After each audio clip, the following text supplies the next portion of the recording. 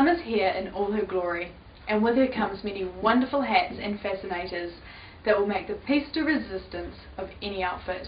I'm Marion Farrell from Fashion NZ, and today I'll be speaking with two milliners who are gearing up for what will be a very busy season. You'll hear about the latest trends in millinery. Joining me now is Ailie Miller, who started making hats 30 years ago. Hi Ailie. Hi. Well Ailie, there aren't many milliners around today, especially with your level of skill and expertise. Tell me how you got started. I started it as a hobby in the late 70s after reading an article in a magazine of how to cut up old hats and remodel them into cocktail hats. And I've always loved wearing hats, so I got all my felt hats and chopped them up and remodeled them into cocktail hats. What inspires you?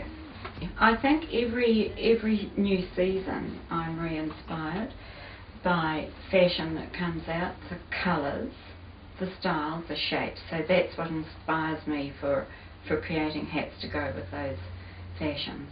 So Ailie, how would you define your style of millinery? Classic with a twist. What makes a great hat? I think more simple hats with less stuff piled on them, a good angle, balance, colour blending, all of that makes a great hat. About trends in millinery for this summer, what can we expect to see? This summer, the more softer brimmed hat, less stiff construction.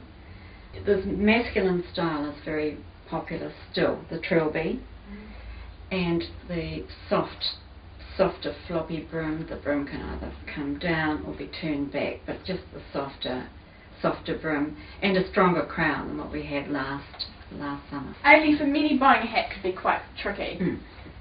How do you go about choosing the hat that fits the event? Weddings, you cannot be over the top. You're a guest, or your mother of the bride, or mother of the groom, so you wear something that's a bit more subdued. Elegant, pretty, smart, but not over the top. Cocktail parties, I think you can wear any sort of hat to a cocktail party. Anything you want. It's a party, for God's sake. Wear a little top hat if you want to. And the races, well, you can just go over the top, depending on what you're wearing, what suits you.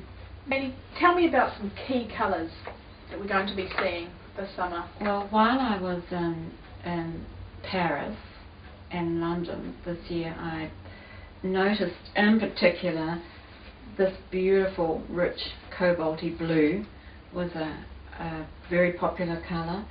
Purple, hot pink, orange, yellow and green. Not so much the emerald green, a lighter leafy, not lime, but a pretty leafy appley green. So they were the major colours. Let's talk face shapes. If you have a square face, you should never wear a square shaped hat. This hat here probably is not ideal. It's got a square top. It's not ideal for someone with a square face. Heart-shaped faces are the lucky ones. They can wear any hat. Now, Joan Collins is your supreme example of a heart-shaped face, and she looks great in hats. A round face, don't wear too small a hat. Wear something with a slightly wider crown, so the hat looks slightly bigger on your head and makes your little round face look smaller. Have you got a hat that you could point out that would be ideal for someone with a round face? Like this would be, because you've got a bit of height here and this is away from your face, so this is probably very nice for a round face. Oval, once again, is probably pretty good for most shapes. Long skinny faces is another one. So that should, if you've got a long face, you should wear, once again, a wide crown, and probably something like this, which is a cloche, but it's a very wide cloche, so it would probably take the emphasis off a long, thin face. People, and they may have a fantastic hat on, but maybe they've you know, they've let themselves down by not wearing enough makeup, but then how much makeup should you wear? Your hair, how are you meant to wear that? Well, we'll start with makeup first. You should always wear a little bit of extra eye makeup when you wear a hat, because hats draw the attention to the eyes. If you've got a brimmed hat on, you need to bring your eyes out a little bit more with a bit of extra eye makeup. Hair, if you've got a huge mane of hair, you shouldn't have your hair out if you're wearing a hat, in my opinion. Thank you for the fabulous advice, Ailie. It's been really good talking to you. So You're thanks welcome, so much. Marion.